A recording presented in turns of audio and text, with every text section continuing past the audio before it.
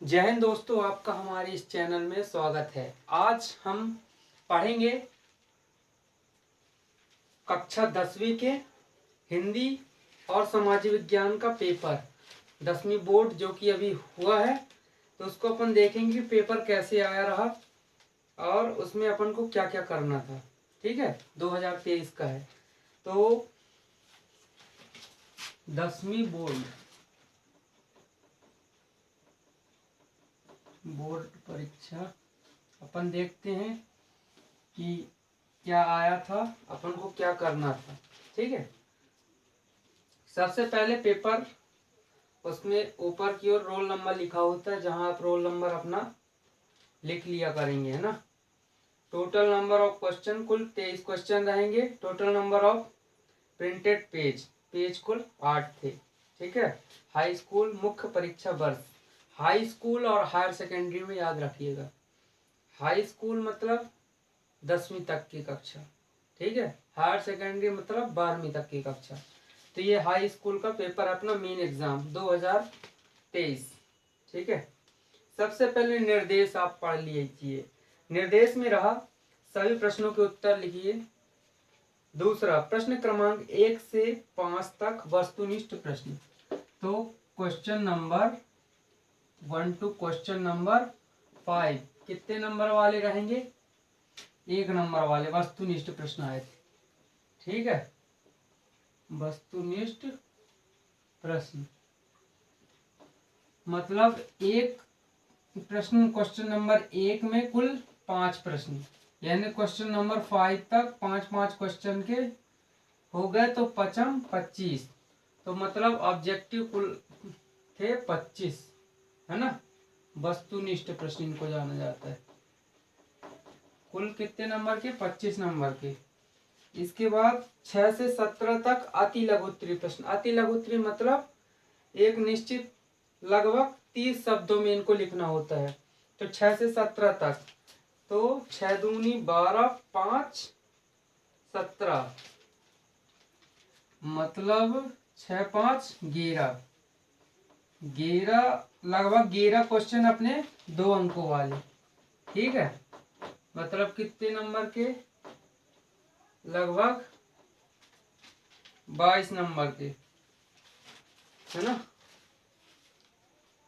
और 18 से 20 तक लघुत्तरी प्रश्न लगभग 75 शब्दों में, और 21 से 23 तक 120 शब्दों में। अब मैं आपको बता दूं कि शब्द क्या होते हैं।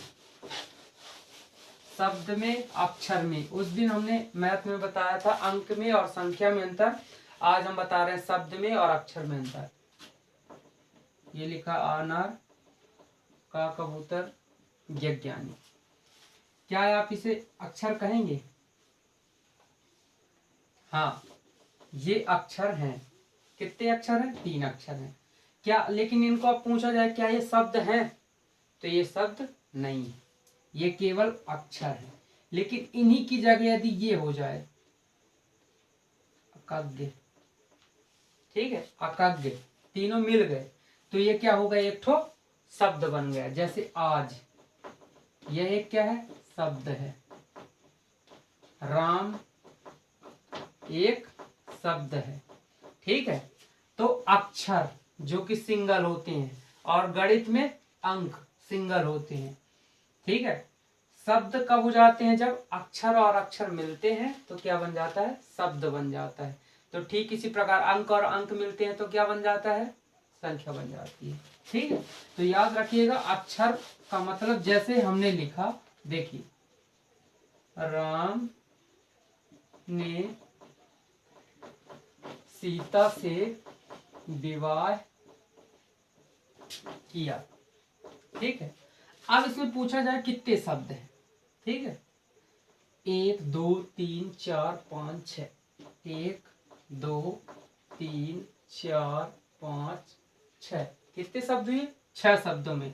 ठीक इसी प्रकार शब्द ये कहलाते हैं, ना कि ये सा रा दा भा ला, ये शब्द नहीं कहलाते, ये अक्षर कहलाते हैं। ठीक है, अक्षरों को मत गिनिएगा, शब्दों को गिन के लिखना है अपन को। नहीं इतना मोट थोड़ी है पेपर लेने वाला। नहीं तो 30 अक्षर बोलते हो पूरे जितने अक्षर होते हैं अनार से गिरने तक सारे लिख के आ जाओगे, है ना। तो अभी वीडियो अच्छे से समझ में आएगा, तब तक के लिए शेयर कर दीजिए, फिर हम आपको आगे की प्रोसेस बताते हैं, है ना। तो आपको हमने बताया तो हिंदी का कक्षा 10वीं का हिंदी का भी 2023 में हुआ राजू पेपर, ठीक है। ऑब्जेक्टिव में आया था, पहला प्रश्न था सही विकल्प का चयन कर लिखिए। प्रश्न था बाल गोविंद भगत साहब मानते थे। बाल गोविंद भगत साहब मानते थे, क्या मानते थे, किसको मानते थे। तो बाल गोविंद भगत साहब किसको मानते थे, कबीरदास को। पहला ऑप्शन था सूरदास, दूसरा था तुलसीदास, तीसरा था नागार्जुन, चौथा था कबीरदास। तो उत्तर हमारा था कबीरदास। इसके बाद अपन कर लेते हैं ना। तो सबसे अपन पेपर में ये प्रश्न नहीं लिखते, ये लिखते हैं प्रश्न क्रमांक 1 का उत्तर, ऐसे, है ना। बढ़िया अंडरलाइन कर दीजिए, ठीक है। अब ऐसे 1 2 3 4 5 ऐसे अपन लिख लेते हैं, ठीक है। एक एक लाइन छोड़ छोड़ के, थोड़ी अच्छा लगता है। पहले नंबर में उत्तर अपना आया क्या, कबीर, ये हो गया उत्तर, ठीक है। वह धीरे धीरे चलने लगा, इस वाक्य में क्रिया विशेषण का भेद है। परिणामवाचक, रीतिवाचक, स्थानवाचक, कालवाचक। वह धीरे धीरे चलने लगा, तो परिणामवाचक या रीतिवाचक या कालवाचक या स्थानवाचक। देखिए धीरे धीरे चलने लगा तो वह कालवाचक, है ना। कालवाचक या रीतिवाचक कंफर्म नहीं है ना। तो वह धीरे धीरे क्या करने लगा, चलने लगा, तो ये कालवाचक में आ जाएगा, ठीक है। तो दूसरा हमारा हो जाएगा क्या, कालवाचक, ठीक है। इसके बाद बालक तारकेश्वर नाथ को उसके पिता टीका लगाते थे, चंदन का, रोली का, भभूत का, कुमकुम का। इसमें उत्तर टिक लगा है भभूत का, किसका, भभूत का, ठीक है। इसके बाद रीतिकाल के कवि थे, तो रीतिकाल के कवि में लिखा है भूषण, ठीक है। बल्कि 3 ऑप्शन और है, भूषण, जयशंकर प्रसाद, जगमोहन सिंह, अज्ञेय। और तुलसीदास की रचना की है किसने, तुलसीदास ने रचना की है किसकी, विनय पत्रिका की, विनय पत्रिका की, ठीक है। इसके बाद 10वें रस का नाम है, तो 10वें रस का नाम है वात्सल्य। देखिए हम जब पेपर देते थे तो इसमें वस्तुनिष्ठ जो है ना, इसके केवल 5 ही रहते थे, लेकिन इसमें वस्तुनिष्ठ में 6 दिया हुआ है। चलो इसको भी कर लेते हैं अपन, ठीक है। इस साल 6वां दिया है। तो 10वें रस का नाम क्या है, वात्सल्य। देखिए आपको जो सही लगे आप लगा लीजिएगा पढ़ के, है ना। मैं बता रहा हूँ कि ऐसे अपन को करना है तो पेपर। अब इसके बाद जब ये प्रश्न क्रमांक 1 खत्म हुआ ना, बढ़िया 2 अंडरलाइन अच्छी लगा दीजिए नीचे से, है ना, जमा के। तो प्रश्न क्रमांक 1 हमारा हो गया। पहला प्रश्न था बाल गोविंद भगत साहब मानते थे, तो कबीरदास। वह धीरे धीरे चलने लगा, रीतिवाचक या कालवाचक। बालक तारकेश्वर नाथ को उसके पिता टीका लगाते थे, भभूत का। रीतिकाल के कवि थे भूषण, तुलसीदास की रचना विनय पत्रिका, 10वें रस का नाम वात्सल्य। इसके बाद खालिस्तान थे, खालिस्तान उसी प्रकार ये हो गया ना, अंडरलाइन किए।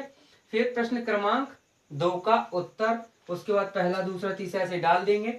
तो इसमें अब क्या आया, खालिस्तान। संधि के खालिस्तान भेद होते हैं। इसमें ऑप्शन है 3 2 4 लिखा था, तो अपना संधि के कितने भेद होते हैं, 3 भेद होते हैं। हिमालय की तीसरी सबसे बड़ी चोटी खालिस्तान है, तो कंचनजंगा है। सूरदास के खालिस्तान गुरु थे, तो सूरदास के बल्लभाचार्य थे। तो इतना नहीं लिखना सूरदास के, तुम केवल लिखना है तुमको बल्लभाचार्य, ठीक है। चौपाई छंद की प्रत्येक पंक्ति में खालिस्तान मात्राएं होती हैं, तो कितनी मात्राएं होती हैं, 16 होती हैं, ठीक है। 16 लगा दीजिएगा।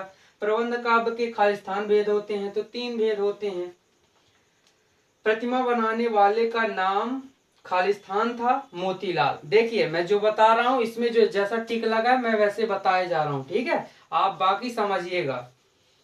गद्य की प्रमुख विधाएं, इसके बाद देखिए 6 ये हो गए। प्रश्न क्रमांक 1 में भी 6 थे और 2 में भी 6 थे। प्रश्न क्रमांक 3 है, इसमें भी लगभग 6 ही हैं। तो इसमें सही जोड़ी मिलाना है, तो सही जोड़ी में क्या करना पड़ेगा, दोनों पक्ष लिखना पड़ेगा। पहले पक्ष का पूरा लिख दीजिएगा और बगल वाले में जब सही सही जो हो उसके बगल में, जैसे गद्य की प्रमुख विधाएं, तो इसमें बगल में निबंध, ठीक है। लखनवी अंदाज दूसरा, उसके आगे लिख दीजिएगा यशपाल। अंधे की लाठी, तो अंधे की लाठी में लिख दीजिएगा एकमात्र सहारा। मैं क्यों लिखता हूं, इसमें लिख दीजिएगा अज्ञेय कामायनी। जयशंकर प्रसाद, मानवीय क्रियाओं का आरोप, मानवीकरण, ठीक है। ये हो जाएगा। फिर से लाइन खींच दी गई जो दो ठो। एक वाक्य में उत्तर लिखिए, एक वाक्य में उत्तर लिखिए, मतलब एक वाक्य ही उत्तर हो, ठीक है। एक अनार 100 बीमार का अर्थ लिखिए। तो एक अनार 100 बीमार का मतलब होता है कि किसी एक चीज के लिए बहुत से लोगों का परेशान होना। जैसे कि टॉफी एक है और खाने वाले आप सभी हो, आप सभी मांग रहे हो, सबको तो मिलना नहीं है, मिलेगा भी मान लो थोड़ी थोड़ी टुकड़ा टुकड़ा देते हैं। ये बात भी है कि आपको चाहिए तो पूरी ही टॉफी चाहिए, पूरी टॉफी केवल एक को ही मिल सकती है, ठीक है। उसी प्रकार भोलेनाथ के पिताजी गंगा में आटे की कितनी गोलियां प्रवाहित करते थे, कितनी प्रवाहित करते थे, 500, आपके पाठ में होगा। कवि निराला ने बादलों की तुलना किससे की है, तो बाल कल्पना से। रस के अंग होते हैं, तो रस के कितने अंग होते हैं, तो रस के 4 अंग होते हैं। और कितने तो प्रकार लिख के आ गए होंगे, तो प्रकार नहीं पूछा, इसमें अंग पूछा है, ठीक है। गद्य की 3 गौण विधाएं लिखिए, तो इसमें 3 गौण विधाएं जो भी हो उनको लिख दीजिएगा। समास के कितने भेद होते हैं, 6 भेद होते हैं, उनको लिख दीजिएगा, ठीक है। जैसे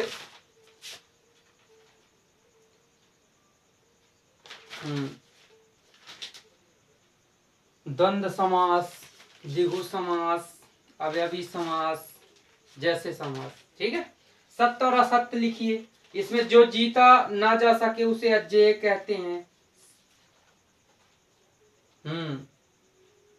सही बात। प्रेयर व्हील को घुमाने से पाप नहीं घुलते हैं। हिरोशिमा में परमाणु बम गिरा था। मुख गायक के स्वर चट्टान जैसे भारी और गंभीर थे। इनमें सही और गलत लगाना है, यदि आप पढ़े हो तो आपसे आ जाएगा, ठीक है। सत्य असत्य नहीं आता है तो थोड़ी दिमाग लगा लीजिएगा, ठीक है।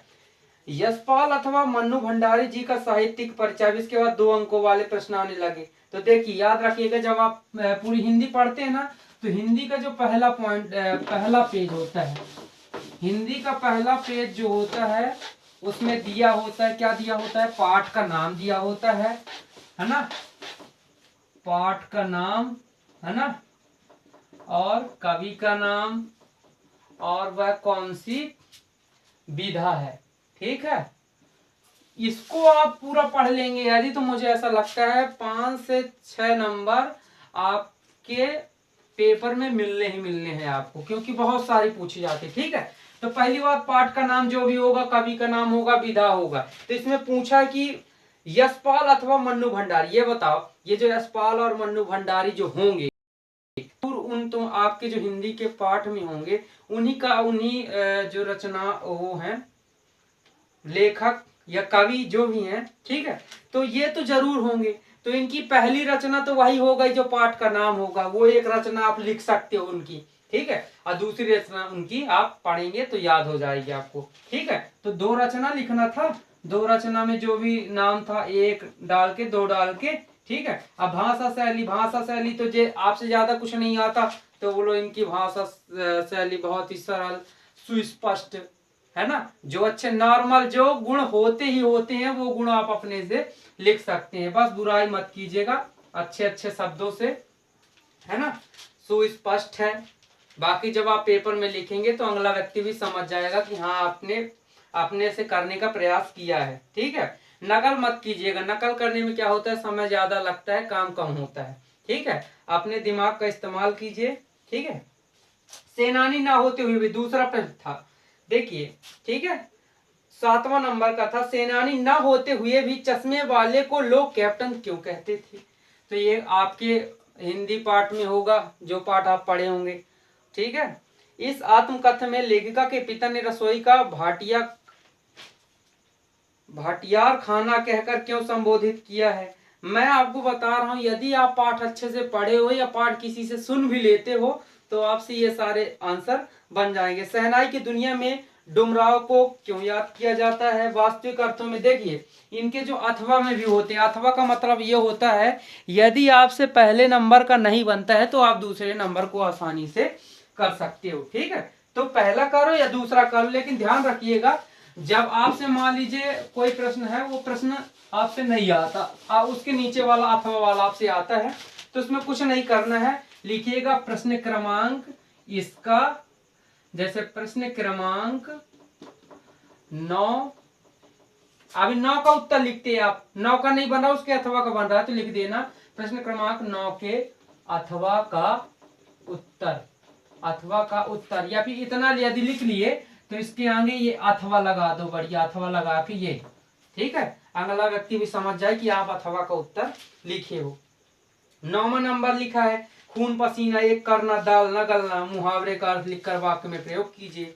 खून पसीना एक करना यानी बहुत मेहनत करना, तो कहते हैं ना कि आज पुलिस ने चोर को पकड़ने में खून पसीना एक कर दिया, अपने से आप लगा लो हिसाब, ठीक है। दाल ना गलना, दाल ना गलना का मतलब होता है काम ना होना। आज बिल्ली परेशान होती रही दूध को देखते हुए, आज बिल्ली दूध को देखते हुए परेशान होती रही लेकिन उसकी दाल ना गली, मतलब उसको दूध नहीं मिला पीने को, ठीक है। वही बात है, दाल ना गलना काम ना होना, खून पसीना एक करना बहुत मेहनत करना, अपने से आप लगा सकते हैं, ठीक है। प्रयोग करना बता दिया।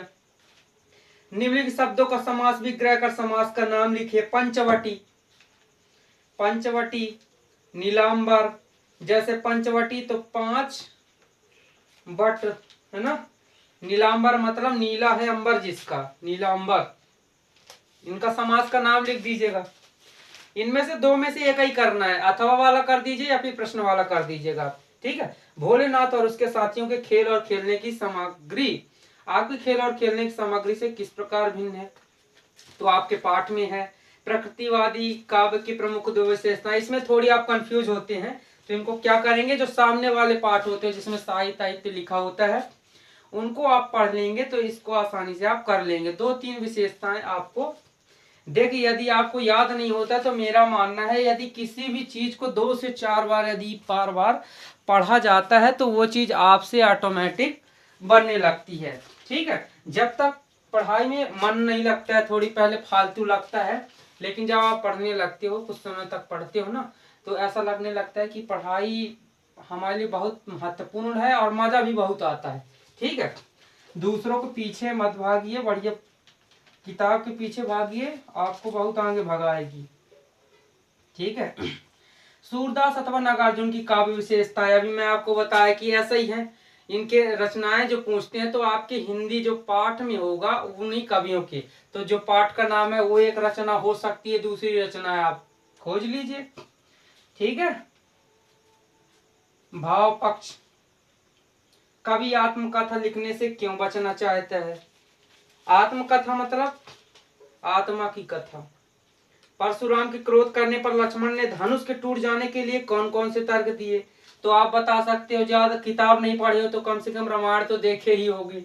रामायण में क्या हुआ था, परशुराम जी गुस्सा होके आए तो लक्ष्मण जी कहते हैं हमने तो बचपन में कई धनुष तोड़ दिए, आज तक किसी ने कुछ नहीं कहा है, आज ये पुराना सा धनुष टूट क्या गया, आप तो बच्चों की तरह उछलने लग गए, है ना। उन्होंने तर्क दिया कि आप जब परशुराम ने अपनी बड़ाई की कि मैंने क्षत्रियों से विहीन कर दिया इस पूरी पृथ्वी को, तो लक्ष्मण जी बोलते हैं कि भाई बहुत अच्छी बात है, आप तो इतने अच्छे क्षत्रिय हो कि आप अपनी माता को भी, अपने पिता की आज्ञा में अपनी माता को भी नहीं छोड़े, है ना। तो ऐसी बातें हुई। बाकी अपन को तर्क ऐसा देना होता है जिससे अगला व्यक्ति भी परेशान ना हो और उसके भी समझ में आ जाए, ठीक है। अपनी जो भाषा है वो स्पष्ट होनी चाहिए। कविता का शीर्षक उत्साह क्यों रखा गया है, तो उत्साह, अब उत्साह क्या है भाई, उत्साह का मतलब होता है किसी भी कार्य को करने के लिए अपने अंदर खुशी की भावना। जैसे हम आपको पढ़ा रहे हैं तो रो रो के पढ़ाएं, तो इसका मतलब क्या है आपकी भी समझ में नहीं आएगा, लेकिन किसी भी कार्य को करना है तो खुशी के साथ करने में, उत्साह के साथ करने में, जैसे जैसे अभी आपको बोला जाए कि चढ़िए, बिना खाए पिए आप कुछ नहीं खाए पिए हो, आपको सीधे सुबह सुबह अच्छी नींद लगी हुई है, ठीक है, और सुबह सोई कोई आके मारे धक्का और उठा दे, तो आपको गुस्सा चढ़े। गुस्सा में थोड़ी उत्साह आएगा कि भाई सुबह सुबह उठ जानी चाहिए। 4 बज गए हैं, सुबह के 4 बज गए हैं, आपको कोई आता है और हाथ मार के उठा देता है परेशान करके, और आपको भी पता है कि सुबह उठने से क्या होता है, शरीर स्वस्थ रहता है, अच्छा रहता है, तो अच्छी बात है सुबह उठ गए। तो ठीक है, किसी ने उठाया तो क्या आपके अंदर उत्साह होगा उठने का? नहीं रहेगा, क्योंकि दूसरा व्यक्ति उठा रहा है। उसी की जगह 26 जनवरी 15 अगस्त के समय में हम देखते हैं कि किसी को उठाना नहीं पड़ता है, और हमारी नींद कितने बजे खुल जाती है? 3 बजे खुल जाती है और 4 बजे खुल जाती है। वैसे हर दिन अपने मन से कभी खुलनी नहीं है जल्दी जल्दी, ठीक है। तो वो क्या है, उत्साह है कि 26 जनवरी को हम जल्दी उठ जाएंगे, झंडा फहराएंगे, गीत गाएंगे, प्रभात फेरी करेंगे, तो कितनी सारी चीजें दिमाग में रहती हैं। तो इसे कहते हैं उत्साह। किसी भी कार्य को करने के लिए अपने अंदर दिल से आवाज का उठना, ठीक है, किसी भी कार्य करने के लिए उत्साह बहुत जरूरी है। लेकिन आज के समय में उत्साह कम हो गया है, थोड़ी बहुत अनावश्यक चीजों में ज्यादा दिमाग जाता है ना। उनको ये लगता है, उत्साह तो लगाते हैं, उत्साह होता है, लेकिन अनावश्यक चीजों में उत्साह रहता है, जो कि वो ज्यादा समय तक नहीं टिक पाता है। खंड काव्य की 2 विशेषताएं लिख देना, जो भी आपसे नहीं आता तो श्रृंगार रस किसे कहते हैं, उदाहरण सहित लिखिए। उदाहरण में क्या होता है, दोहा लिखा होगा, उसी को लिख देना है। और श्रृंगार रस किसे कहते हैं, तो श्रृंगार रस में उसका स्थायी भाव रहती है ना, ऐसे। अन्योक्ति अलंकार, अतिशयोक्ति अलंकार। तो मैं कहता हूँ यदि व्याकरण आप पढ़ लेंगे तो व्याकरण में कहानी, उपन्यास, रेखाचित्र, संस्मरण, ये सब आ जाते हैं, ठीक है। इसके बाद 18 नंबर में आया है, अभी तक हम बता रहे थे आपको 2-2 नंबर वाले, है ना। अब इसके बाद हम आपको बताएंगे 18 नंबर, जो कि 3 नंबर वाला है। तो इसमें एक गद्यांश लिखा, सप्रसंग व्याख्या लिखिए। सप्रसंग व्याख्या, प्रसंग मतलब क्या होता है कि क्या चल रहा है। जैसे आप बताओ, रामायण में जब राम जी ने धनुष तोड़ा, तो धनुष किसका तोड़ा पता है? शिव जी का। जब धनुष तोड़ा, तो जब शिव जी का धनुष तोड़ा तो क्या क्या इफेक्ट पड़ा? क्या इफेक्ट पड़ा? सीता जी राम जी की पत्नी बन गई, है ना, या पत्नी बनने वाली है। और क्या हुआ? परशुराम जी आ गए क्रोधित होके, है ना। परशुराम क्या हो गए? क्रोधित हो गए और आ गए, ठीक है। तो इसमें हम देखेंगे, कोई बोलता है कि कौन सा प्रसंग है, कोई बोलता है बाल कांड है, कोई सीता विवाह या सीता स्वयंवर, तो ये कहलाता सीता स्वयंवर। तो ये पूरा मान लीजिए ऐसा लिखा होता कि जब राम जी लक्ष्मण जी अपने गुरु जी के साथ जाते हैं सीता स्वयंवर में, तो उस समय ये धनुष कोई राजा नहीं तोड़ पाता है। तो ये मान लीजिए एक बहुत सारी एक गद्य टाइप की लिखी हुई है, गद्यांश लिखा हुआ है। तो उसमें व्याख्या जब लिखना होगा तो व्याख्या के पहले प्रसंग लिखेंगे। तो हमने प्रसंग में क्या लिख दिया? सीता स्वयंवर। अब इसके बाद व्याख्या करेंगे। तो व्याख्या में क्या होगा? इस जो गद्यांश लिखा हुआ था हमारा, उसमें विस्तार से नहीं लिखा हुआ था, तो हम क्या करेंगे? व्याख्या में उसको विस्तार से और लिख देंगे, ठीक है। ठीक इसी प्रकार तो प्रसंग भी अपना प्रसंग चल रहा है सीता स्वयंवर का, व्याख्या चल रही है पूरा ऊपर से नीचे, उसमें मिर्च मसाला डाल के पूरा विस्तार से उसको कर दो, ठीक है। इसमें आया था मूर्ति संगमरमर की थी, टोपी की नोक से कोट के दूसरे बटन तक कोई 2 फुट ऊंची, जिसे कहते हैं बस्ट, और सुंदर थी। नेताजी सुंदर लग रहे थे, कुछ मासूम और कमसीन फौजी वर्दी में। मूर्ति को देखते ही दिल्ली चलो और तुम मुझे खून दो वगैरह याद आने लगते थे। इस दृष्टि से यह सफल और सराहनीय प्रयास था। तो मेरे को लगता है कि आपके समझ में आ गया होगा। आया कि नहीं आया? नेताजी सुभाष चंद्र बोस की बात हो रही है, तो इसमें प्रसंग की बात क्या करेंगे, इसमें प्रसंग रहेगा कि सुभाष चंद्र बोस क्रांतिकारी या फिर आंदोलन के समय की प्रसंग है। ठीक है, जब वो बोलते थे तो सब लोग क्या करने लगते थे, उनके पीछे पीछे चलने लगते थे। ठीक है, ये प्रसंगों का व्याख्या में इतना कुछ लिखा है, इसको बढ़िया छोटा छोटा करके बहुत सारा विस्तार में ला दो। अथवा में है, यह पितृगाथा मैं इसलिए नहीं गा रही हूं कि मुझे उनका गौरव गान करना है, बल्कि मैं तो यह देखना चाहती हूँ कि उनके व्यक्तित्व की कौन सी खूबी और खामियां मेरे व्यक्तित्व के ताने बाने में गूंथी हुई है, या कि अनजाने अनचाहे किए उनके व्यवहार ने मेरे भीतर किन ग्रंथियों को जन्म दे दिया। तो देखिए, ये आपके गद्यांश में होगा, जो आपके पाठ में कोई ऐसा होगा जहां पास ये लिखा होगा तो उसमें आपको प्रसंग लिख देना, व्याख्या लिख देना। ठीक है, प्रसंग मतलब क्या चल रहा है। मीठी बोली का महत्व, इसको भी आप बता दीजिएगा, 3 नंबर का है। इसके बाद देखिए, अभी हमने गद्य पढ़ा, गद्य का मतलब ध्यान रखिए, कहानी जैसे लिखा रहता है, किसकी तरह, कहानी की तरह। अब पद्य क्या होता है, पद्य लिखा रहता है कविता की तरह। ठीक है, याद रखिएगा, गद्य को गद्यांश बोल देते हैं और पद्य को पद्यांश बोल देते हैं। ठीक है, कंफ्यूज मत होइएगा, लिख के रखिएगा बढ़िया।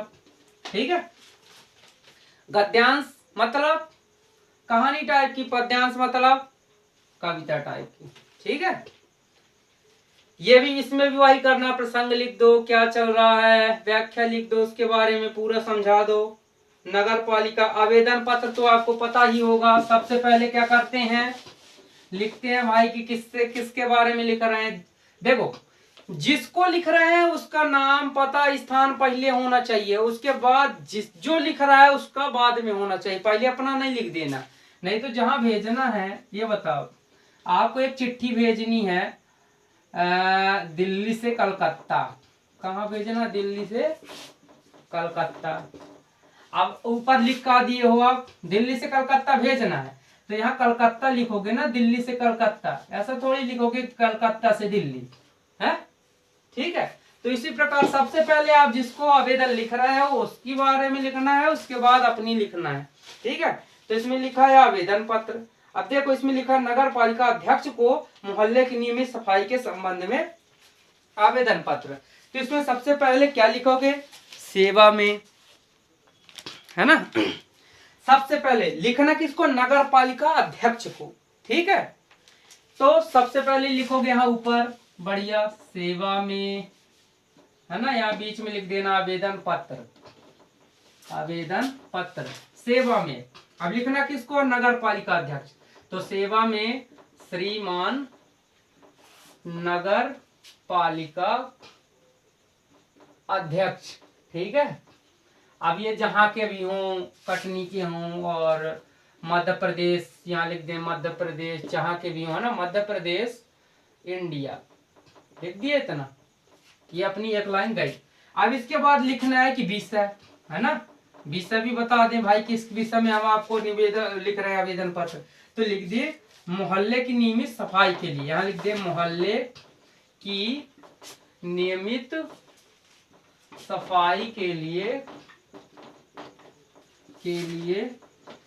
आवेदन पत्र। ठीक है, ये अपना क्या हो गया, सबसे पहले सेवा में श्रीमान नगर पालिका अध्यक्ष, जो भी एड्रेस है जहां का है। ठीक है, विषय मोहल्ले की नियमित सफाई के लिए आवेदन पत्र। अब इसके बाद यहाँ लिख दीजिएगा मानवर, मानवर लिख दीजिए, महोदय लिख दीजिए, आपका जो मन पड़े, मानवर या महोदय। ठीक है, अब जहां ये लिखे, इसके यहां से लिखना शुरू करना है। तो जैसे लिखना है, आप विनम्र निवेदन है कि हम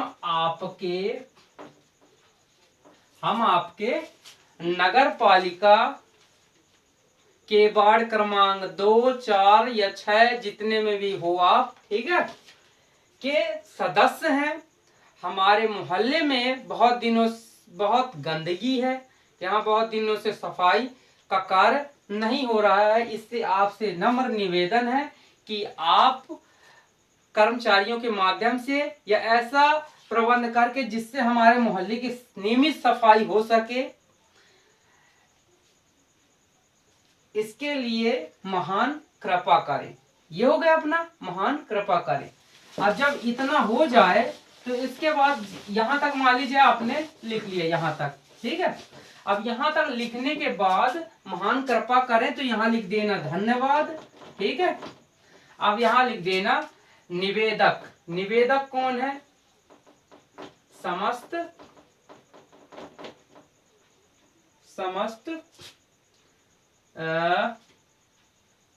मोहल्लेवासी, है ना, समस्त मोहल्लेवासी। या फिर अपन कह सकते हैं कि कोई सरपंच हो, वहां का मुखिया हो या पंच हो, वे क्या कर रहे हैं, इस आवेदन को लिख रहे हैं, ठीक है।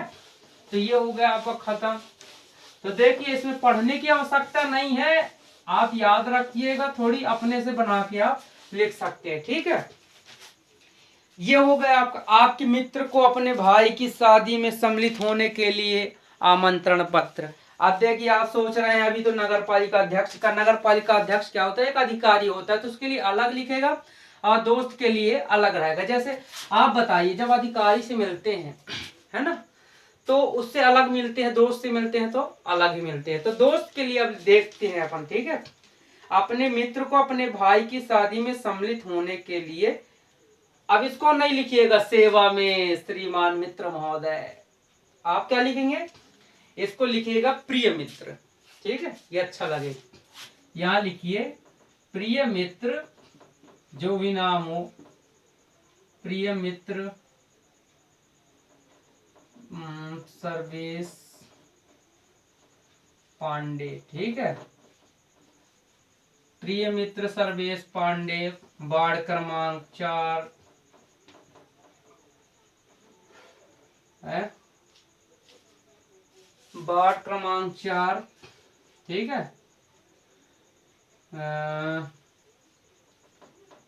मान लीजिए राम मोहल्ला, ठीक है, राम मोहल्ला, और मोबाइल नंबर या पिन कोड, ठीक है, उसका पता बता दिए। अब इसके बाद यहां से लिखना शुरू करेंगे अपन कि प्रिय मित्र, मुझे यह बताते हुए बड़ी ही खुशी हो रही है, मुझे यह बताते हुए बड़ी खुशी महसूस हो रही है, बड़ी खुशी हो रही है कि मेरे बड़े भाई राम या श्याम, जो भी आपके भाई का नाम है, मेरे बड़े भाई की शादी दिनांक 4/3/2001, 4/8/2003, जो भी आपका दिनांक है, को होना तय हुआ है, ठीक है। मेरे बड़े भाई की शादी दिनांक इसको होना तय हुआ है, अतः आपको आना अनिवार्य है। यदि आप आएंगे तो शादी में और भी 4 चांद लग जाएंगे, इसलिए आपका शादी में रहना अति आवश्यक है। फिर यहाँ लिख देना, या फिर आप लिख सकते हो कि प्रिय मित्र, जो उसका नाम है, फिर स्थान, उसके बाद आप बता प्रिय मित्र, मैं बहुत खुश हूँ, यकीन करता हूँ कि तुम भी बहुत अच्छे होगे, है ना। देखिए पहली बात, आप दोस्त को भेज रहे हैं, तो दोस्त भी तो प्रोफेशनल होगा नहीं, है ना, दोस्त भी नॉर्मल ही होगा। तो उसको इतने अच्छे तरीके से लिखकर, इतने अच्छे से बताकर उससे अपन को, क्योंकि हम वो लिख रहे हैं कि हमारा मित्र वो बातें समझ जाए, ठीक है। तो हम लिखेंगे कि मुझे बहुत खुशी हो रही है कि मेरे बड़े भाई की शादी दिनांक को होना तय हुआ है, तो और मैं यकीन करता हूं कि आप अच्छे होंगे, आपके घर वाले भी सभी अच्छे होंगे, तो इस दिनांक को आप जरूर आए, ठीक है। आपका मित्र जो भी नाम है आपका, ठीक है, दिनांक यहाँ, ठीक है। तो ये हो जाएगा आपका प्रिय मित्र के लिए लेटर। चलो ठीक है। लास्ट में ये कहा जाएगा 22 बहुत ही ध्यान रखने योग्य है और बहुत मजेदार निबंध जिसको बोलते हैं आप, है ना, दुनिया भर की पंचायत बोलने के लिए, बताने के लिए आपको बोल दिया जाता है, तो वैसे निबंध लिख दिया करो। निबंध बोलने की जगह क्या करना है, लिख देना है। जो फालतू चीजें बात करते रहते हो ना यहाँ वहां की, वो सब बातें अपने दिमाग में रखा करो और सब निबंध में लिख डालो। अब ध्यान रखो, इसमें लिखा पर्यावरण प्रदूषण, इसमें लिखा है एक विषय पर निबंध रूपरेखा सहित लिखिए। रूपरेखा मतलब क्या होता है कि उसमें क्या क्या होते हैं, क्या क्या नहीं होता है, ठीक है। पहले नंबर पर्यावरण प्रदूषण। पर्यावरण प्रदूषण के बारे में दिन प्रतिदिन आप जानते हैं, आपके आसपास पर्यावरण ही पर्यावरण है ना। तो प्रकृति के क्रमबद्ध ज्ञान को पर्यावरण कहते हैं। प्रदूषण किसे कहते हैं, अनावांछित पदार्थ जो घुल मिल जाते हैं वायु में, जल में और क्षेत्र में, है ना, तो प्रदूषण कहलाता है। तो ठीक इसी प्रकार पर्यावरण प्रदूषण, सबसे पहले अपन लिखेंगे पर्यावरण प्रदूषण क्या है, तो उसको आप बता देना भाई। पर्यावरण में अवांछनीय पदार्थ का मिल जाना, जल में, वायु में, ध्वनि में, ठीक है, ये प्रदूषण कहलाते हैं, पर्यावरण प्रदूषण। इसके बाद आप बता दो कि पर्यावरण प्रदूषण में लाभ क्या है। तो लाभ तो यही है कि जैसे ध्वनि प्रदूषण करते हैं लोग, तो उनको हॉर्न बजाने में मजा आता होगा, इसीलिए तो हॉर्न बजाते होंगे, है ना। लोग पानी गंदा करते हैं, अनावश्यक पानी फेंकते रहते, तो उनको भी तो मजा आता होगा, है ना। तो ये छोटे छोटे उनको, उनके लिए लाभ हो गया। असलियत में लाभ है नहीं, लेकिन उनके लिए अप्रत्यक्ष रूप से उनके लिए वो क्या है, लाभ ही उनको दिखते हैं, भले ही लास्ट में उनको हानि पहुंचती हो, ठीक है। पर्यावरण प्रदूषण से हानि, पर्यावरण प्रदूषण को कैसे रोका जा सकता है, पर्यावरण प्रदूषण कैसे कैसे होता है, तो ये कई सारे पॉइंट अपने क्या हो गए, बन गए। और उन पॉइंटों में थोड़ी थोड़ी क्या करना, बढ़िया मिर्च मसाला डाल के उसको अच्छे से आपको बता देना है, ठीक है। दूसरा नंबर था वर्तमान समय में कंप्यूटर की उपयोगिता। तो आप तो जानते हैं कंप्यूटर जगह जगह लग रहा है आजकल। जो कंपटीशन एग्जाम के पेपर है, किसी प्रकार के एग्जाम भी होते हैं, तो उसमें भी क्या होता है, ऑनलाइन कंप्यूटर से ही पेपर होने लग गया है। कंप्यूटर पहले बड़े थे, अब छोटे छोटे हो गए, फिर भी उनकी उपयोगिता बढ़ रही है। हर व्यक्ति को नौकरी तभी मिल रही है जब उससे कंप्यूटर आता हो। तो ऐसे करके आप उसकी उपयोगिता पर निबंध लिख सकते हैं। विज्ञान की प्रगति का मानव जीवन में क्या महत्व है। तो विज्ञान की प्रगति जो लिखा है ना, मानव जीवन में महत्व, तो ये बताइए, जब विज्ञान हमारा जो प्रकृति के क्रमबद्ध ज्ञान को विज्ञान कहते हैं, सही। तो जो प्रगति अच्छी रहेगी ना, क्रमबद्ध तरीके से रहेगी, तो ऑटोमेटिक मानव अच्छा रहेगा। जैसे कहते हैं कि बहुत सारे जब पेड़ पौधे होते हैं हमारे आसपास, तो हमारे अंदर ऑक्सीजन की कमी कभी भी नहीं होती। हमारे आसपास जब नदियां होती हैं तो हमें पानी की कमी नहीं होती है। होती है क्या, नहीं होती है, ठीक है। जब हमारे आसपास फलदार वृक्ष होते हैं तो क्या हमें खाने की कमी होती है, नहीं होती है। ठीक इसी प्रकार जब प्रकृति अच्छी रहेगी तो हमारा जीवन भी अच्छा रहेगा। तो इसी से रिलेटेड आपका निबंध लिखना था। जीवन में खेलों का महत्व।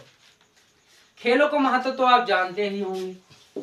सुबह उठकर दौड़ने से क्या होता है, शरीर स्वस्थ रहता है, चिंता तनाव टेंशन दूर रहती है, चेहरे में चमक ऑटोमेटिक रहती है, उसमें फेयर लवली बोरो प्लस या फिर किसी प्रकार की क्रीम लगाने की आवश्यकता नहीं होती है। आप हमेशा हंसते रहते हो, कोई कितना भी रुलाना चाहे आप कभी भी नहीं रोते हो, ठीक है। इम्यूनिटी पावर बढ़ा रहता है, किसी भी कार्य को करने में आपके अंदर आलस्य नहीं आता है। तो इसी प्रकार बहुत सारे लाभ है। तो देखिए कक्षा 10वीं का हिंदी का पेपर आपका क्या हो गया, हम कंप्लीट कर। तो दोस्तों वीडियो अच्छा लग रहा हो तो लाइक कीजिएगा, है ना, क्यों मेहनत भी लगती है, समय भी लगता है, सब कुछ लग जाता है यार, है ना। इसके बाद मैं जल्दी जल्दी बता देता हूँ कक्षा 10वीं के सामाजिक विज्ञान का 2023 में जो पेपर आया था। तो सबसे पहले इसका भी वही प्रोसेस है, ठीक है। 75 नंबर का आया कि हिंदी कितने नंबर का था, हिंदी 75 नंबर का था, ठीक है।